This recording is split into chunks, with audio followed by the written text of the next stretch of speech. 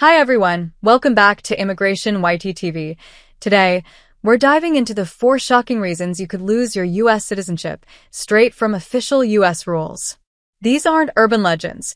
They're based on the Immigration and Nationality Act Section 349.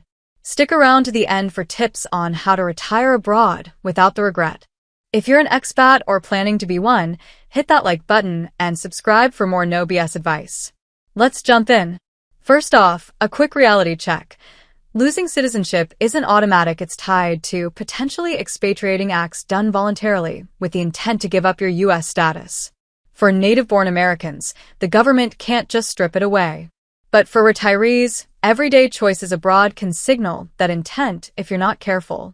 As of 2025, there are no major rule overhauls, but enforcement on tax-related renunciations is up due to ongoing IRS scrutiny. Here's what to watch for. Naturalizing in a foreign country, B-roll. Retirees signing papers at a foreign consulate, then looking surprised at a denied U.S. visa stamp. 1. Naturalizing in a foreign country.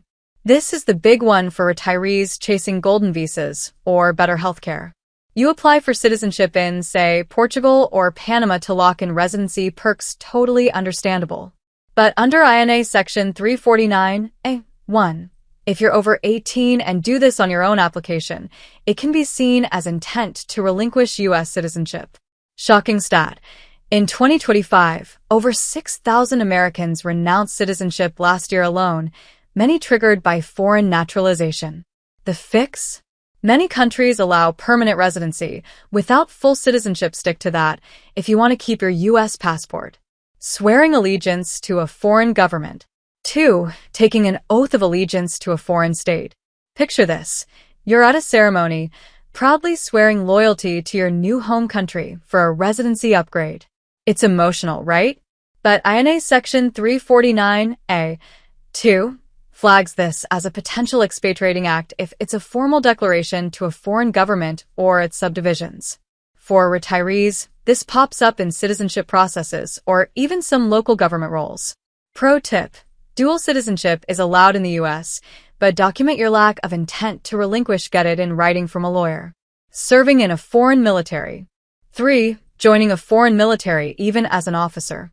Less common for retirees, but hear me out. Some expats volunteer for reserve forces or honorary roles in countries like Israel or France.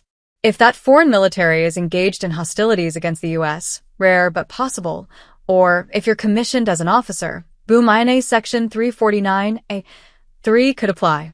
In 2025's tense global scene, with alliances shifting, it's a hidden risk for patriotic expats. Always check with the State Department before any uniform-wearing adventures.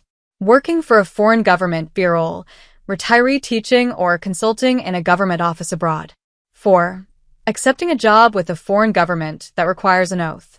Retirees often pick up part-time gigs like teaching English or consulting for local agencies. Innocent enough until it requires nationality in that country or an allegiance oath. That's INA Section 349A(4) territory. Shocking twist. Even advisory roles in public sectors can trigger this if you're seen as pledging loyalty.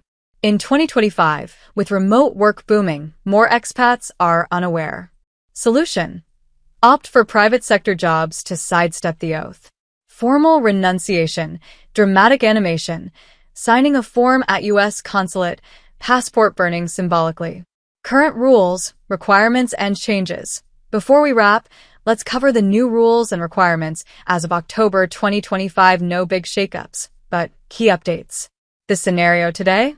More retirees abroad than ever, over 9 million U.S. expats. But with global tensions and U.S. tax grip tightening, unintentional slips are rising. Stay compliant. Conclusion and call to action. What's your top retirement spot? Drop it in the comments. And if this saved you a headache, smash that like and share with a fellow expat. Thanks for watching. Safe travels and keep your passport close. See you next time.